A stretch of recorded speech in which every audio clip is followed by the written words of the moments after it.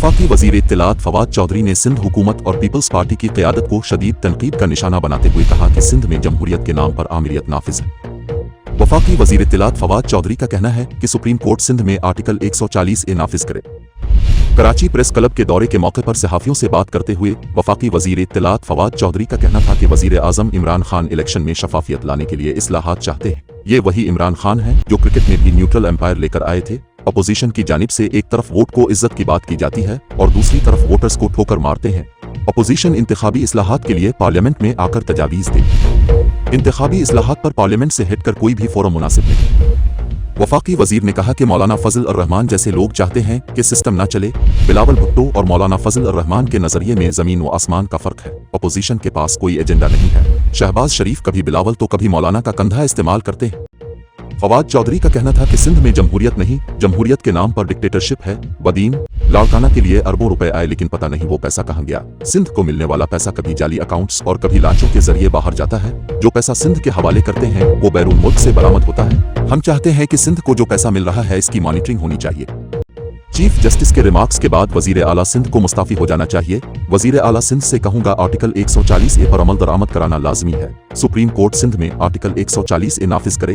पंजाब और खैबर पख्तूनख्वा में भी आर्टिकल 140A पर अमल दरामद हो रहा है। वजीर इत्तलात ने कहा कि वजीर आला सिंध मुराद अली शाह पानी के आदादो शुमार बताने से भाग गए हैं। सिंध के वडेरे पानी चोरी करते हैं और इल्जाम पंजाब पर लगाते हैं। यहाँ आसिफ जरदारी, फरियाल तालपुर और वजीर आला की जमीनों का पानी क्यों चोरी नहीं हो रहा? सिंध में अगली हुकूमत PTI की होगी। अगले इलेक्शन में इमरान खान खुद सिंध में मुहिम चलाएंगे। फवाद चौधरी ने मजीद कहा कि पीपल्स पार्टी ने आखिरी इलेक्शन जीत लिया, अगली मर्तबा पूरा सिंध PTI का होगा। फवाद चौधरी ने गुफ्तगू के दौरान अपोजिशन लीडर शहबाज शरीफ को भी आड़े हाथों लिया और कहा कि अफसोस है कि इलेक्टोरल इस्लाहात पर शहबाज शरीफ ने पार्लियामेंट के बाहर बात करने का फैसला किया। वजह यह है कि शहबाज शरीफ का पार्टी पर कंट्रोल नहीं रहा। तो हम उसको मुकम्मल तौर के ऊपर यहाँ पे आपके साथ एक पार्टनरशिप करेंगे और यहाँ पे तमाम क्योंकि तमाम सहाफ़ी यहाँ पे आते हैं तो बहुत अच्छा होगा कि हम ऐसा यहाँ पे एक निज़ाम बना सकें जिसके ज़रिए हम अपने जो सहाफ़ी हैं उनको जो शॉर्ट कोर्सेज हैं डिजिटल मीडिया के वो हम करवा सकें और उसके लिए हमें पूरी तरह पुरज़म है अपना कराची प्रेस क्लब के साथ काम करने को। जहाँ तक ओवरऑल मुल्क की सियासी सूरत हाल का ताल्लुक है, अल्हम्दुलिल्लाह बजट में एक इब्तदाई तौर के ऊपर जो एक झगड़ा लड़ाई हुई उसके बाद मामला मामूल पे आ गए हैं और ये जो हुआ है जाहिर है कि कोई अच्छी रवायत नहीं है और होना नहीं चाहिए। लेकिन होता यह है कि एक बहुत सारा सेंटीमेंट हाई होते हैं कई दफ़ा और गलतियां हो जाती हैं। मैं इसकी तरफ नहीं जाऊंगा कि किसकी क्या गलती थी, क्या किया, क्यों हुआ, लेकिन हमें हमारा इंटरेस्ट ये है कि पार्लियामान को मजबूत किया जाए और पार्लियामेंट मजबूत होगी अगर आप फैसले पार्लियामेंट के अंदर लेके आएंगे। मुझे बहुत ही अफसोस है कि जो इलेक्टोरल रिफॉर्म्स जैसा अहम मामला है उसके ऊपर लीडर ऑफ द अपोजिशन ने फैसला किया है कि वो पार्लियामेंट के अंदर उस मामले को नहीं लेके आएंगे बल्कि पार्लियामेंट से उसको बाहर तय करना चाहते हैं। और वो क्यों तय करना चाहते हैं? क्योंकि लगता यूँ है कि शहबाज शरीफ साहब की जो कंट्रोल है अपनी पार्टी के ऊपर वो मुस्तार लिया हुआ है, वो उनके अपने पास नहीं है। वो कंट्रोल नवाज शरीफ साहब और मरियम नवाज ये एक्सरसाइज करती हैं और उसकी वजह से ये हो रहा है कि शहबाज शरीफ अपने फैसले करने में आज़ाद नज़र नहीं आते। उन्हें किसी न किसी का कंधा चाहिए होता है अपने फैसलों के लिए। लिहाजा कभी वो फजल रहमान साहब का कंधा इस्तेमाल करते हैं, कभी वो बिलावल साहब का कंधा इस्तेमाल करते हैं, कभी वो किसी का कंधा इस्तेमाल करते हैं। खुद फैसले वो नहीं कर सकते। अब भी मैं समझता हूँ कि जो 49 इस वक्त हमारा मसला क्या है, जो वज़ीर आज़म साहब बार बार क्या बात करते हैं। इमरान खान, देखिए सबसे पहले तो इमरान खान वो शख्सियत है जिन्होंने ये किया कि क्रिकेट के अंदर इंडिपेंडेंट एम्पायर्स लेके आए और उन्होंने एक पूरा मैकेनिज्म क्रिएट किया कि क्रिकेट के अंदर एक ऐसे हम अंपायर लेके आएंगे जिसके ऊपर तमाम लोगों का एतबार हो, एतमाद हो। और उन्होंने वेस्ट इंडीज जैसी बड़ी टीमों के खिलाफ भी इंडिपेंडेंट और न्यूट्रल अंपायर्स के साथ क्रिकेट खेली। वो यही बात इलेक्शन में करना चाह रहे हैं। वो कहते हैं हम हर इलेक्शन के बाद सारे जो हारने वाला है वो कहता है मैं नहीं मानता, और हर इलेक्शन मुतनाज़ा होता है। तो क्यों ना हम एक ऐसा निज़ाम वज़ा करें जिसमें हारने और जीतने वाला दोनों कहें कि नहीं, जो नतीजा आ गया है वो बिल्कुल सही है। अब इसके ऊपर हमने 49 पॉइंट्स के ऊपर मुश्तमिल अपना मुसवदा पार्लियामेंट में जमा करवाया, जो लास्ट अक्टूबर से पार्लियामेंट के अंदर है। लेकिन अनफॉर्चुनेटली उसके ऊपर अपोजिशन ने अपने जो बयानिया है या नैरेटिव है या जो जवाब है, ये अपनी सजेशंस हैं, अपोजिशन की जो तजावीज़ हैं वो पार्लियामेंट में आनी चाहिए। लेकिन अब हम सुन रहे हैं कि वो कहते हैं कि हम ऑल पार्टीज कॉन्फ्रेंस करेंगे, जो पार्लियामेंट के ऊपर वो बालातर इदारा बनाने की कोशिश करेंगे।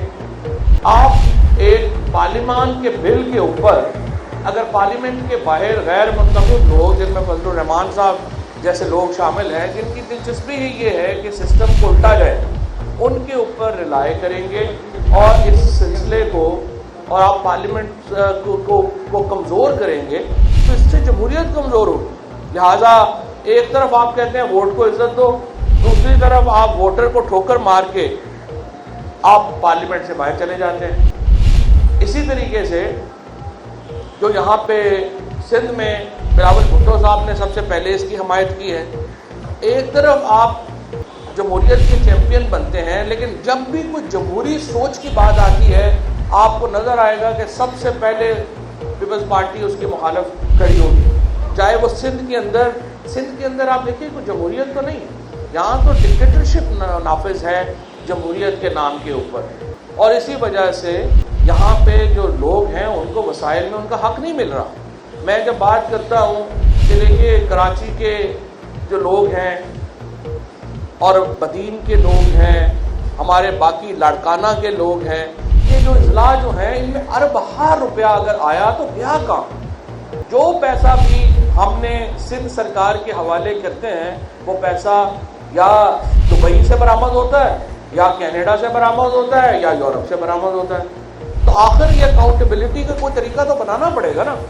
अभी भी आप देखिए कि इस बजट में, ये जो बजट जिसको अभी आप मुखालफत कर रहे हैं, 700 से 750 अरब रुपया सिंध के पास आ रहा है। इसमें अभी ग्रांट्स शामिल नहीं है, स्पेशल प्रोग्राम शामिल नहीं है। इसके बावजूद हमें रोज़ यहाँ पे कहना पड़ता है, बात सुननी पड़ती है कि वफाकी हुकूमत कराची से इलेक्शन जीती है तो जनाब हमारी सड़कें क्यों ठीक नहीं हैं, हमारा यहाँ पे जो स्कूल क्यों ठीक नहीं है, हॉस्पिटल क्यों ठीक नहीं है। जब आपने 18वीं तरमीम के जरिए एक निज़ाम क्रिएट किया और सूबों ने कहा और पीपल्स पार्टी ने ये निज़ाम तजवीज़ किया कि नहीं सूबे इन सारे मामलात के जिम्मेदार होंगे, तो हम अपना फ़र्ज़ अदा कर देते हैं जब हम अपना पैसा आपको दे देते हैं। लेकिन अभी जो प्रोग्रामों में मैंने वज़ीर-ए-आज़म साहब से और बाकी हमारे जो तमाम सिंध की क़यादत है और ख़ुसूसन हमारे जो बहुत ही दलेराना तरीके से, जिस तरीके से सिंध असम्बली में हमारे MPA साहिबान और लीडर ऑफ द अपोजिशन और अपोजिशन, हमारे सारे जो अपोजिशन के लोग जिस तरीके से लड़ते हैं और जिस तरीके से बेनकाब करते हैं सिंध गवर्नमेंट को, उससे ये ज़रूरत महसूस हुई है कि हम जो पैसा सिंध गवर्नमेंट को दे रहे हैं उसकी मॉनिटरिंग की जाए। ये मुमकिन नहीं है कि जो पैसा यहाँ पे लग रहा है वो पैसा सिंध में कभी लॉन्चों के ज़रिए बाहर चला जाए, कभी जाली अकाउंट्स के ज़रिए बाहर चला जाए और हमें कहा जाए कि आप इसके बारे में पूछे भी ना। लिहाजा पहले मरहले में PSTP के जो तमाम प्रोजेक्ट्स हैं उनके ऊपर वफाक जो है वो थर्ड पार्टी मॉनिटरिंग लेके आ रहा है, जिसके नतीजे में हम ये इंश्योर करेंगे कि ये पैसा जो सिंध गवर्नमेंट में PSTP में लग रहा है और चाहे सूबाई महकमे उसको खर्च कर रहे हैं, उसकी प्रॉपर जो है वो मॉनिटरिंग हो। और ये मैं समझता हूँ कि बड़ा कदम होगा सिंध के अवाम को रिलीफ देने के लिए।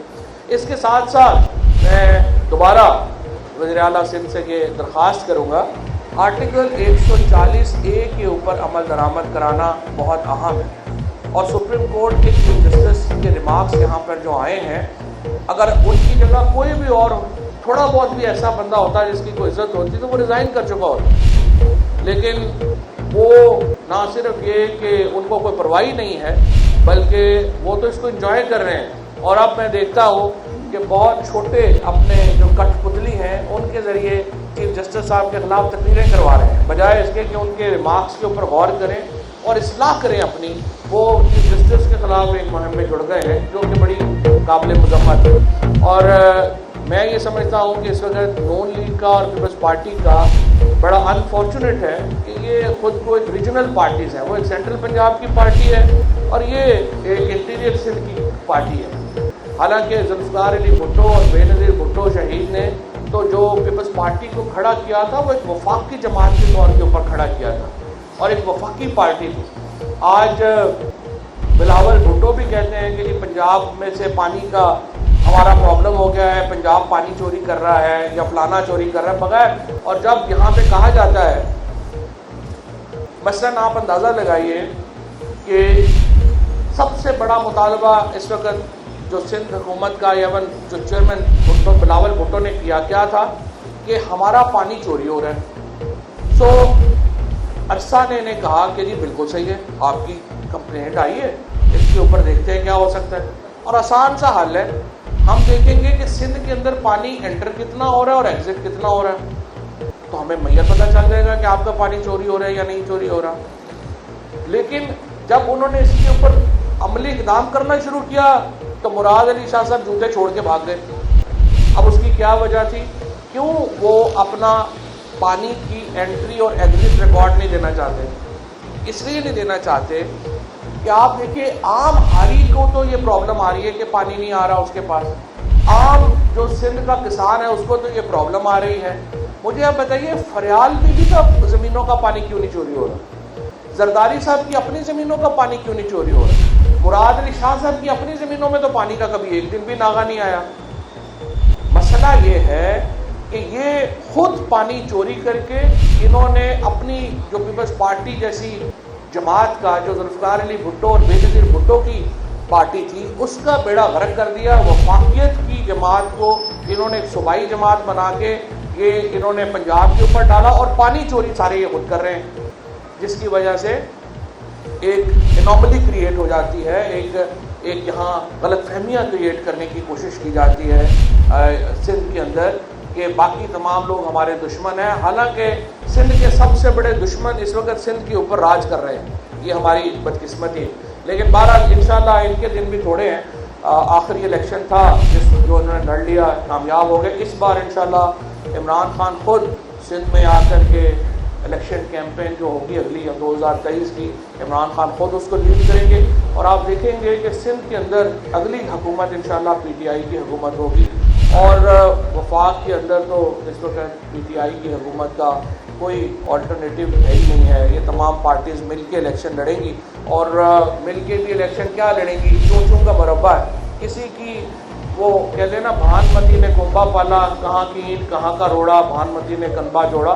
तो इनका फजलुर रहमान साहब की फ़िलॉसफी देखें, बिलावल साहब की फ़िलॉसफी देखें, नवाज शरीफ साहब की और शहबाज शरीफ साहब की फ़िलॉसफी देखें और बिलावल भुट्टो साहब की फ़िलॉसफी देखें। यानी आप देखें कि कभी इनसे ये सवाल तो पूछना चाहिए कि भाई आखिर ये जो आपने चूचों का मुरब्बा क्रिएट किया है, इसका जायका क्या है, इसके अंदर जो है वो है क्या ज़्यादा, क्या अचार ज़्यादा है या इसके अंदर प्याज ज़्यादा है या लहसुन ज़्यादा है, ये आखिर आपने बनाया कि ये डिश बनी क्या है आपकी? मतलब इतनी बदजायका डिश जो बनाई है इन्होंने पीडीएम के नाम के ऊपर कि खुद भी ये एक चम्मच उसको चख नहीं सकते।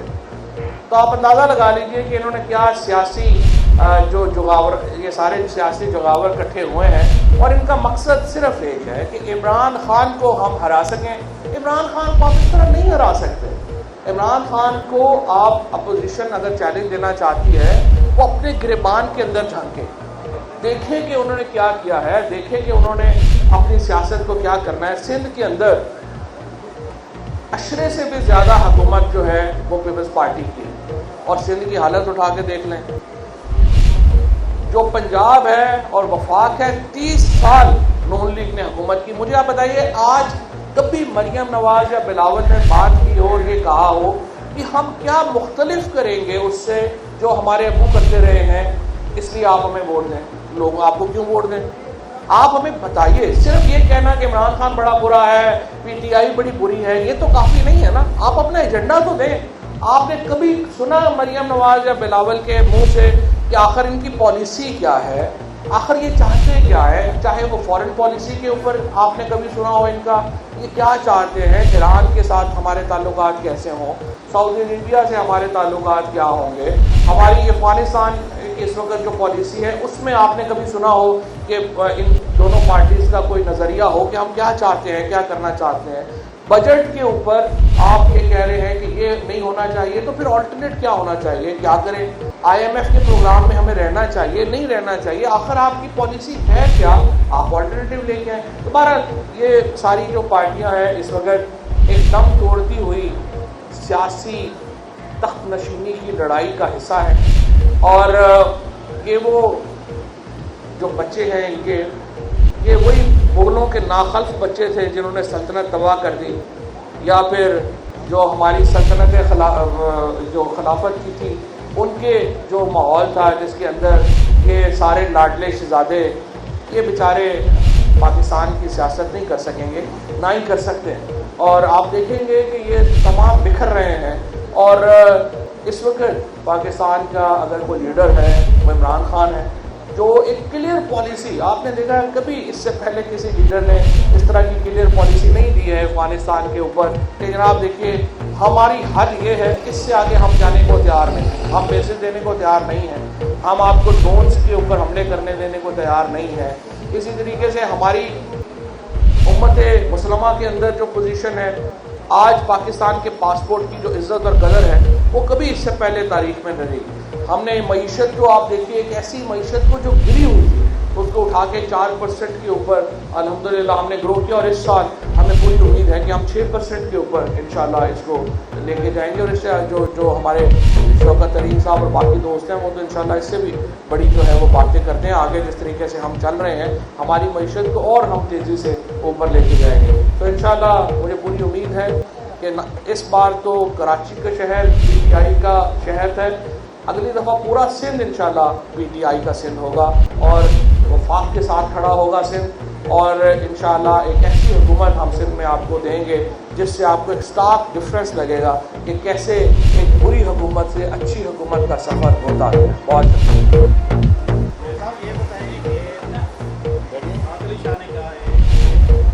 सवाल जवाब करने हैं।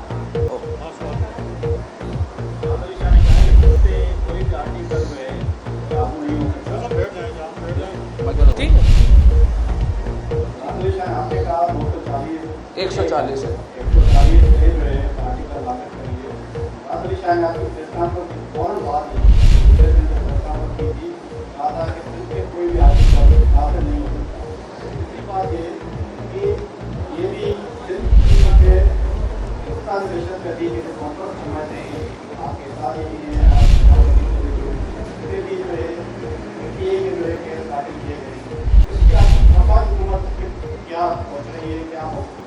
देखिए पहली बात तो यह है कि आर्टिकल 148 मुराद अली शाह साहब को मैं कहूँगा कि ज़रा पढ़ ले। आर्टिकल 148 क्या कहता है? आर्टिकल 148 कहता है कि the provincial government shall devolve political, financial and administrative authority to the district governments. अब इसमें क्या गलत है? आप बताइए मुझे कि 750 अरब रुपया आपको मिल रहा है, क्या कराची का हक नहीं है कि उनको उसके हिस्से और जुस्से के मुताबिक जो है वो फंड्स मिले? क्या घोटकी का, लड़काना का हक नहीं है? आप घोटकी के नाम के ऊपर सारे पैसे के वहाँ पे लेते हैं तेल और गैस की मद में। मुझे बताएं आज घोटकी का जितना पैसा घोटकी के नाम पे लिया है मुराद अली शाह एंड कंपनी ने, घोटकी को तो पेरिस होना चाहिए था। तो मुझे बताइए वहाँ की क्या हालत है? 90 अरब रुपया लड़काना के ऊपर लगा है। मुझे आप बताएं लड़काना की इस वक्त क्या सिचुएशन है? सो ये कहना कि पैसे सारे मेरे पास आएंगे और मुझसे कोई नहीं पूछेगा, जाहिर है कि ये सिलसिला नहीं चलेगा। और फिर जब आप पे केसेस बनते हैं फिर आप चीखें मारते हैं। सो मेरा ये ख्याल है कि ये मैंने तो पहले भी मुराद अली शाह से तो हमारा मुतालबा ही नहीं है, क्योंकि उन्होंने तो ऐसा कुछ करना ही नहीं है, क्योंकि हमें पता है जितने पैसों के ढेरों पे वो बैठे हुए हैं वो क्यों करेंगे। हमारा मुतालबा तो सुप्रीम कोर्ट से है कि सुप्रीम कोर्ट आर्टिकल 140 से नाफिज करवाए पाकिस्तान के अंदर और सिंध के अंदर। और दूसरी मैं एक बात भी वजाहत कर दूँ, 100% यही कानून पंजाब में और खैबर पख्तूनख्वा में नाफिज होना चाहिए और हो रहा है। फ़र्क क्या है सिंध में और पंजाब में और खैबर पख्तूनख्वा में? पंजाब ने पूरा नया लॉ शहबाज शरीफ साहब ने आके ये लॉ ख़त्म किया, वहाँ प्रोविंशियल फाइनेंस कमीशन अवार्ड नहीं हो रहा था। पंजाब ने ये पूरा लॉ बना के करके वो इस साल उसको कह रहे हैं कि हम सितंबर में इसको इम्प्लीमेंट करेंगे। खैबर पख्तूनख्वा ने पहले इम्प्लीमेंट कर दिया प्रोविंशियल फाइनेंस कमीशन अवार्ड। सो फर्क ये है कि वहाँ की हुकूमतें कह रही हैं हम करेंगे, सिंध हुकूमत कह रही है हम करेंगे ही नहीं। ये पॉसिबल नहीं है, इसलिए मैं सुप्रीम कोर्ट को कहता हूँ कि इसका नोटिस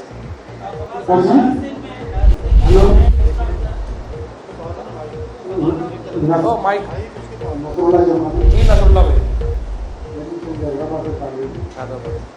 6 जून के बाद सियासी तकलीफ शुरू होगी, इसमें कौम पर सियासी रहनुमा और कारकुनान को राज में गिरफ्तार हो चुकी है।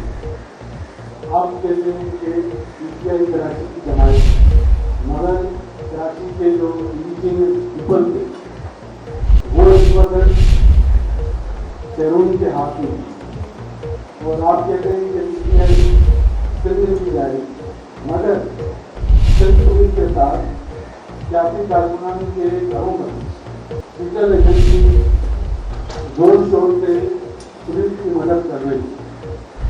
अभी आप ये बताएं कि पीपल्स पार्टी की तरह क्या पीटीआई एरिया अकाउंट के साथ खड़ी है या सिंध या पाकिस्तान के साथ खड़ी है? देखिए बड़ी सिंपल बात है, हमारा जो मामला है वो कानून की हुक्मरानी का। तो कानून की हुक्मरानी जिस तरह भी नाफज होनी है उसके मुताबिक हम चलेंगे, चाहे वो वफाकी इदारे हों या सिंध हुकूमत हो। हम कह रहे हैं आप उन्हें कानून के मुताबिक चलें, हम वो कानून के मुताबिक चल रहे हैं, उसमें तो कोई प्रॉब्लम ही नहीं। सिंध हुकूमत की जो दायरा पुलिस जो है वो सिंध हुकूमत के अंडर है। अगर कोई पर्टिकुलर केसेस है जिसमें आप बता सकें कि यहाँ पे वफाकी इदारे जो हैं उन्होंने उनके साथ मिलकर कार्रवाई की और गलत कार्रवाई की है, वो बता दीजिए, उसके ऊपर इंशाल्लाह कार्रवाई करेंगे।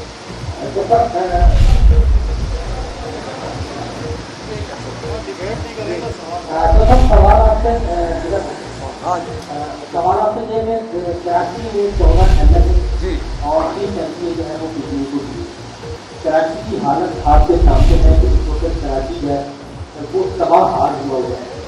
आप कह रहे हैं कि उनको भी होगी कराची में होगी, कराची अब तक कराची के अवाम जो है पीटीआई की तरफ से, लेकिन कभी कोई ऐसी चीज नजर नहीं आ रही कि आप जिस तरह से हुकूमत होगी, हमें तो कुछ चीज नजर नहीं आ रही, तो किस तरह से आप ये दावा कर रहे हैं? ठीक, पहली बात तो यह है कि आपकी बात बिल्कुल ठीक है कि कराची में पीटीआई को 14 एमएनए दिए हैं, लेकिन पीटीआई की हुकूमत ने सिंध को 1800 अरब रुपया दिया इन्हीं 2 सालों में।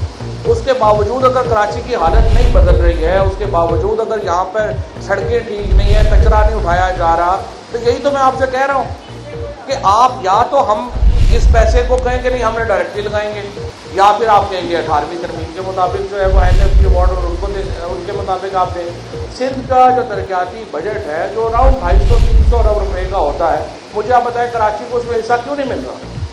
इसीलिए तो मैं प्रोविंशियल फाइनेंस कमीशन अवार्ड की जो आपको पूरा बता रहा हूँ कि जो होना चाहिए, जिसके नतीजे में डिस्ट्रिक्ट गवर्नमेंट से पावर होगी, वही तो मैंने आपको पूरा फलसफा जो है वो बताया है। और यही इंशाल्लाह इसी फलसफे के ऊपर जहाँ पे हम लोगों को एम्पावर कर सकें, 1, 2, 4, 6 लोग ऊपर बैठ के हुकूमत ना करें, आम लोगों को एम्पावर कर सकें, उस निज़ाम की तरफ पीटीआई लेके जाना चाहती है।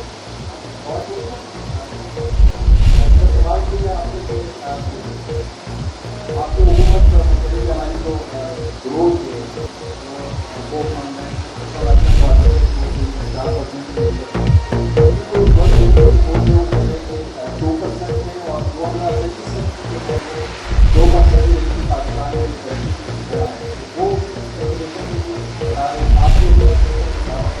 बड़ी डिबेट हो चुकी है, बड़ी तफसीली डिबेट हुई है। हमने आपको पूरा जो है वो बताया है कि ये जो हमारे सबसे पहले तो आप समझिए कि ये जो ग्रोथ रेट है ये निकलता कैसे है। आप समझने के लिए नेशनल एक NEC कमेटी है, वो करती है कि उसके अंदर 26 इदारे शामिल हैं। 26 इदारे अपनी अपनी कैलकुलेशन जो हैं वो देते हैं, और उसके बाद ये 26 इदारे मिलकर आपकी ग्रोथ रेट का फैसला करते हैं कि आपका कितना ग्रोथ रेट है, क्या हुआ है। अब पाकिस्तान के अंदर 2-3 बड़ी बड़ी चीज़ें देख लें कि क्या होगी।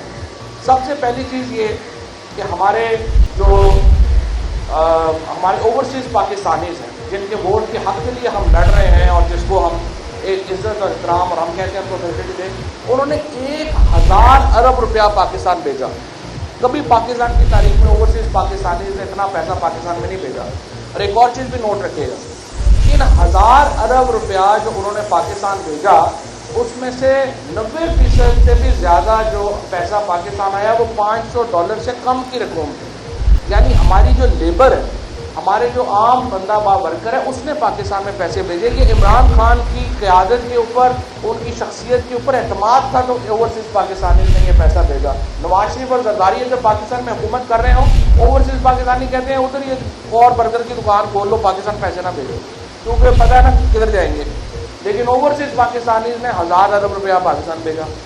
उसके बाद दूसरा जो बड़ा फैक्टर, हमारी गंदम के पास तारीख, गंदम की जो हमारी फसल है तारीख की सबसे बड़ी फसल हुई, हमारी मकई की फसल तारीख से सबसे बड़ी फसल हुई, चावल की फसल तारीख की सबसे बड़ी फसल हुई, और गन्ना जो है वो तारीख की दूसरी सबसे बड़ी फसल हुई। उसके अलावा भी हमारे यहाँ जो प्याज है, मूंग की दाल है, इनकी फसलें भी तारीखी फसलें हैं। अब ये एग्रीकल्चर इनपुट को एक दिन में नहीं आ गया, ये महीनों से आपके सामने आ रहा था। ये ओवरसीज़ पाकिस्तानी का स्टेट बैंक हर महीने डाटा जारी करता है, तो ये एक दिन में नहीं आ गया। और इतने बड़े जो प्रोजेक्ट्स हैं इनको सामने, और फिर ये जो लार्ज स्केल मैन्युफैक्चरिंग जो कि इसहाक डार साहब की माशाल्लाह पॉलिसीज़ के नतीजे में ख़त्म हो गई थी, उसको हमने रिवाइव किया और आज लार्ज स्केल मैन्युफैक्चरिंग पाकिस्तान में तारीख 7 सदाते हैं। तो ये तमाम फैक्टर्स मिल के पाकिस्तान में ग्रोथ का जो इंडेक्स है वो तय करते हैं, और इसलिए हम जो है वो 4% के ऊपर क्लेम करते हैं।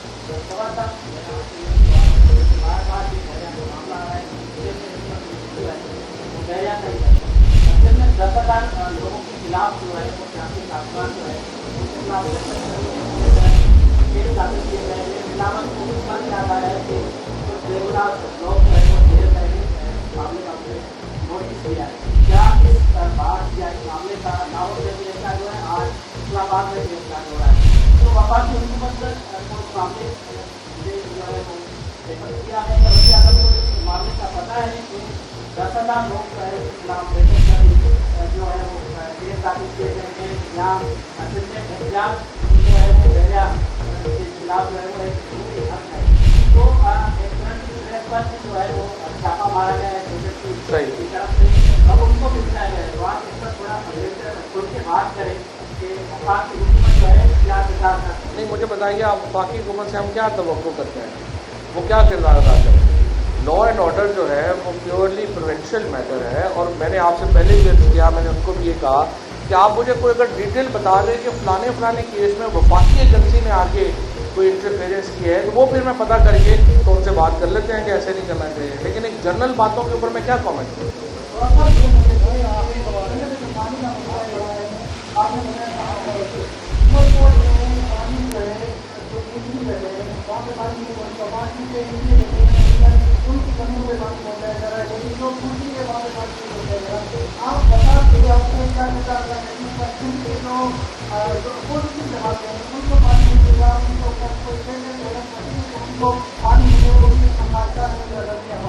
बिल्कुल आपने सही बात की है, लेकिन ना मसले ये आ रहा है, जो एमपीए बैठा हुआ है, मिनिस्टर बैठा हुआ है, उसकी ज़मीनों पर तो पानी का कोई प्रॉब्लम नहीं है, आम हारी की ज़मीनों को क्यों प्रॉब्लम हो रहा है। इसलिए कि इन्होंने एक बाकायदा पॉलिसी के तहत सिंध के जो वडेरे हैं वो पानी चोरी कर रहे हैं और हारी का पानी चोरी कर रहे हैं और पंजाब को इल्ज़ाम दे रहे हैं। ये एक ट्रैका है जो इस वक्त चल रहा है, और सिंध के अवाम को इसके खिलाफ खड़ा होना चाहिए। असल जो दुश्मन है ये वडेरा शाही है जो सिंध के ऊपर हुकूमत कर। बहुत शुक्रिया जनाब।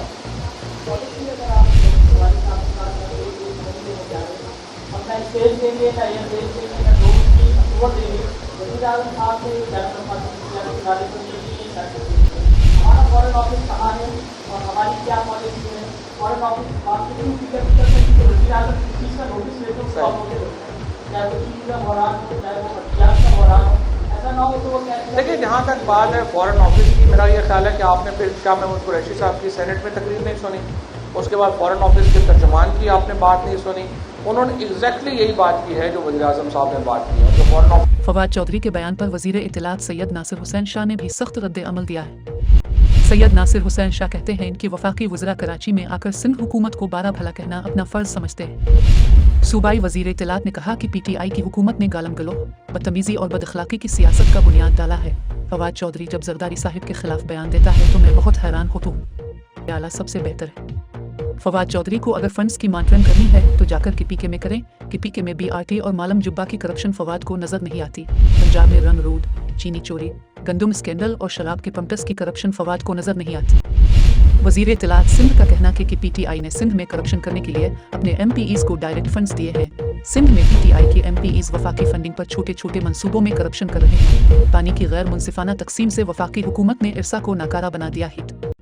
फवाद चौधरी सिंध में पानी की चोरी का इल्जाम लगाकर मसले को कई और ले जाना चाहते हैं। सुप्रीम कोर्ट ने कहा कि नेब सियासी इंजीनियरिंग करता है, इस हिसाब से नियाजी हुकूमत को मुस्ताफी हो जाना चाहिए। सैयद नासिर हुसैन शाह ने वफाकी वजीर इत्तलात को मजीद कहा कि फवाद भाई थोड़ी डेसी नसी, थोड़े लिहाज और अखलाकियात का मुजाहरा किया करें। फवाद कहता है कि सिंध में जमहूरियत के नाम पर अमृत नाफिज है। असल में फवाद ने इमरान की अमृत देखी है, इसीलिए उनको हर जगह अमृत नजर आती है। फवाद चौधरी आर्टिकल 144 की बात करते हैं। इन्हें मालूम होना चाहिए कि सिंध हुकूमत ने बल्दियाती इदारों को उनकी मियाद मुकम्मल होने दी। PTI हुकूमत ने मुल्क को सियासी, माशी और समाजी तौर पर खोखला कर दिया है। अगले इलेक्शन में पीपल्स पार्टी इक़्तिदार में आकर पूरे मुल्क की असर नौतमीर करेगी। दूसरी जानिब सिंध हुकूमत के तर्जुमान मुर्तज़ा वहाब ने भी फवाद चौधरी के खिताब पर सख्त रद्द अमल का इजहार किया है।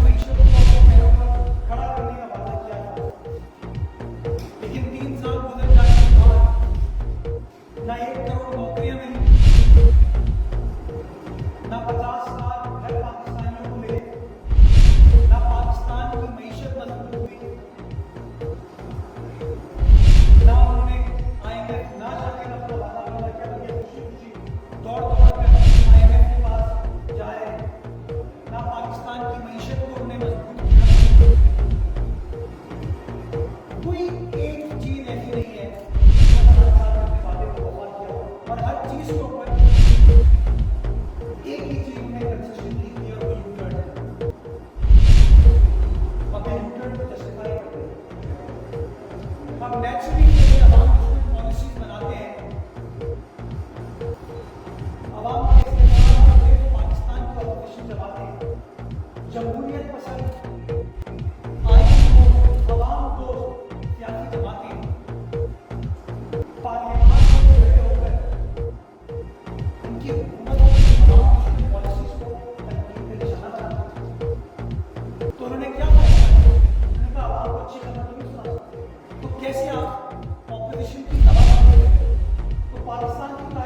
पहली बार आपको नजर आया कि सिटिंग गवर्नमेंट ने बजट के ऊपर एहतजाज किया। 73,000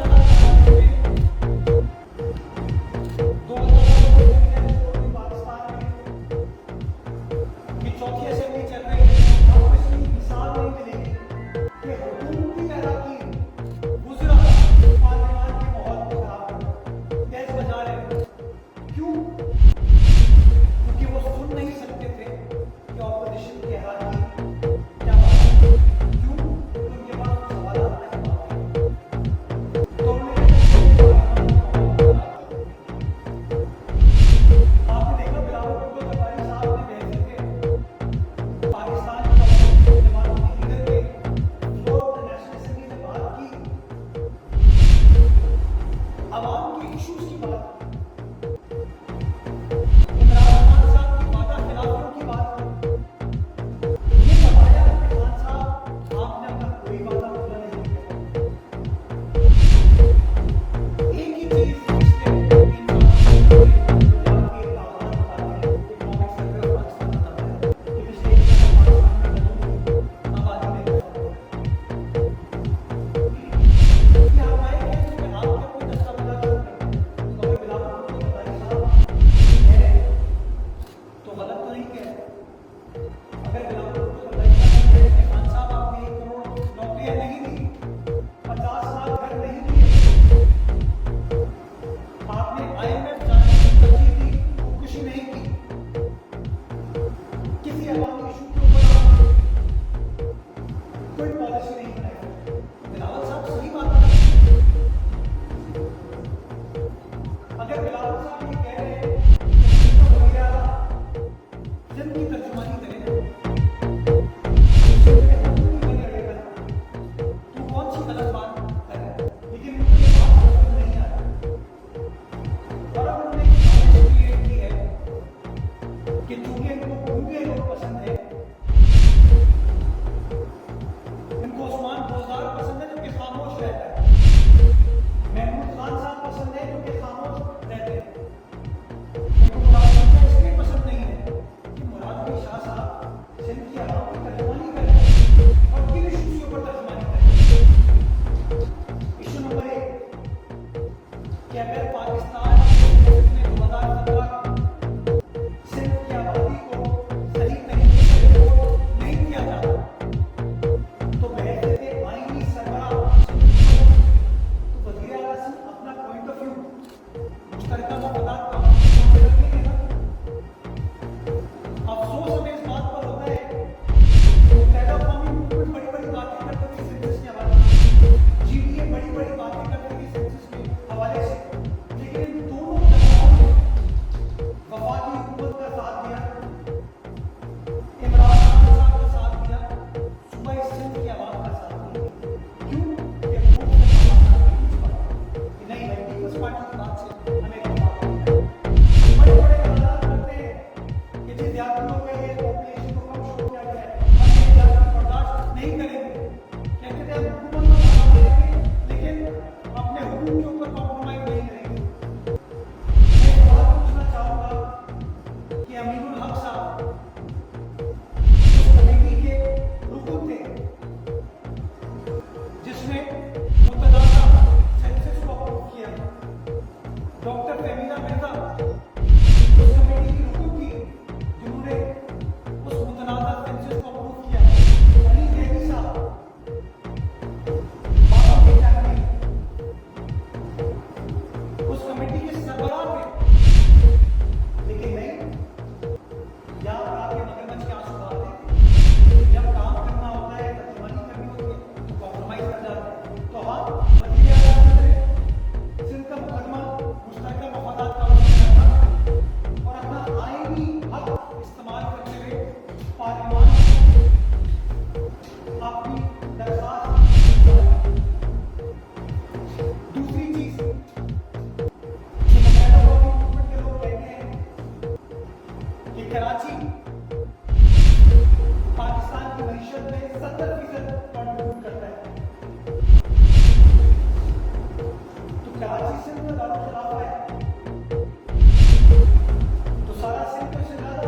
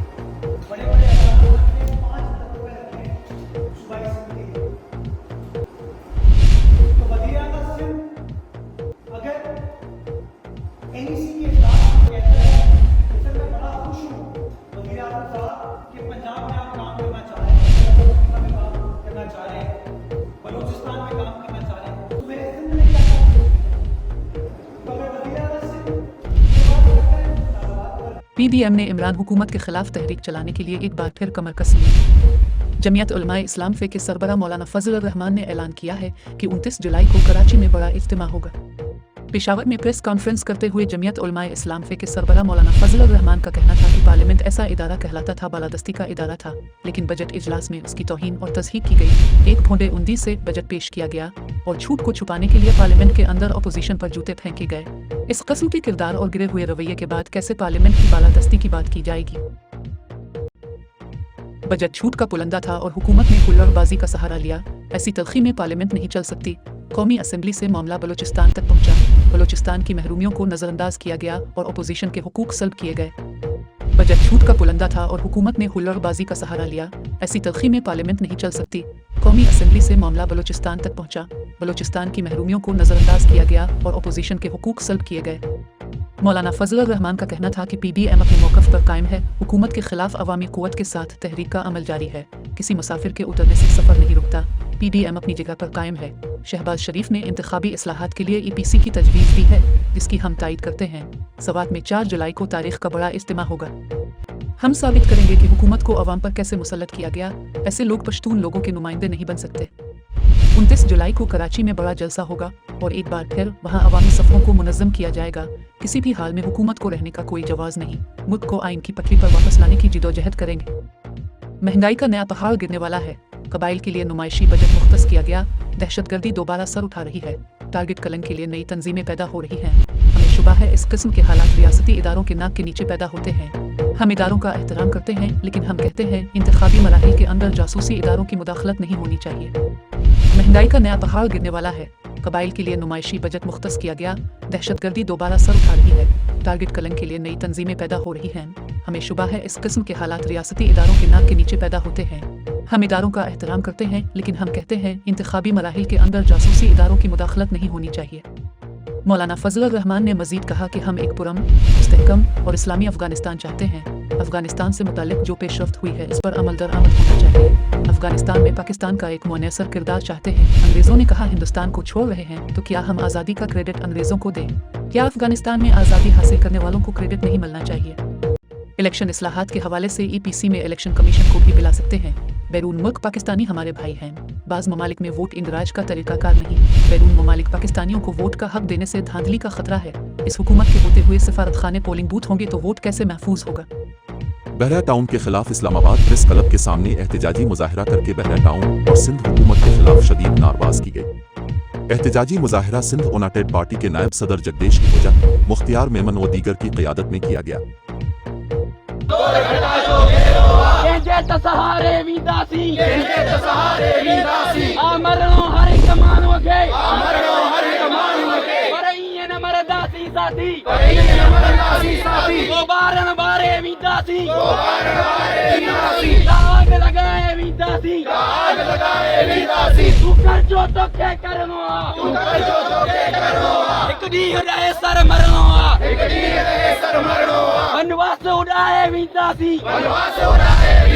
जंजीर बिगाए वींदासी तू चाव न लुचा तू चाव न कुछा पर तो काहे का गाल पुछा के खामोश कर दे ऐलान हजारे मानर को ऐलान हजारे मानर को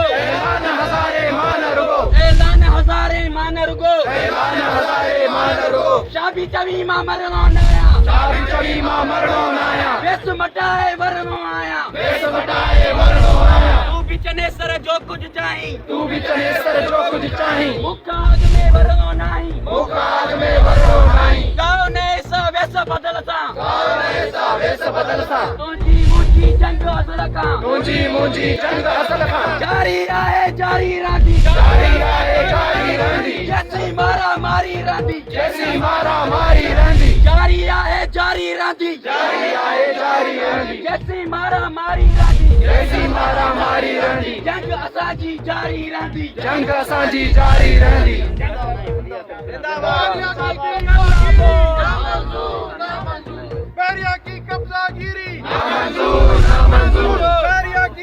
दूसरी जानिब बहरा टाउन की जानिब से सिंध एक्शन कमेटी की जानिब से गेगे फाटुक कराची से राब्ता मेम का आगाज कर दिया है। सिंध एक्शन कमेटी की रैली सैयद जलाल महमूद शाह, डॉक्टर कादिर मक्सी, रियाज चांडियो, सैयद खुदा डिनोशा और दीगर के क़ियादत में ढक्का पहुंच गई। बहरा टाउन और सिंध हुकूमत के खिलाफ नारे लगाए गए। सैयद जलाल महमूद शाह का कहना है कि जागिरता मुहिम मुकम्मल करने के बाद लाखों लोगों के साथ सिंध असेंबली के बाहर एहतजाज किया जाएगा। सिंध ने बहरा टाउन को रद्द कर दिया है। सिंध की जमीन और वसाइल पर कब्जा किसी सूरत में कबूल नहीं किया जाएगा। जेल भरो तहरीक का ऑप्शन मौजूद है।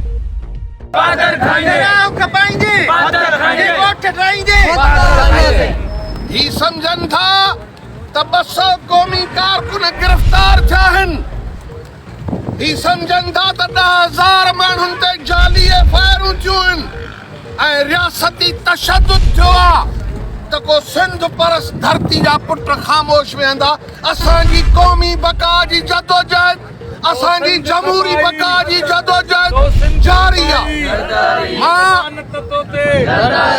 उन रोशन ख़्याल लाहौर जे शहरनि जे जुलूस खे भलीकार करियां थो जिन रहबर सिंध साईं GM सैयद जो नारो लाहौर जे रोडनि ते हयो आहे। सिंध जे आज़ादी जो नारो रोडनि ते हयो आहे। सिंध जे ज़मीनुनि जे विलाड़ वारे मामले ते असां सां गॾु थी बीठा आहिनि।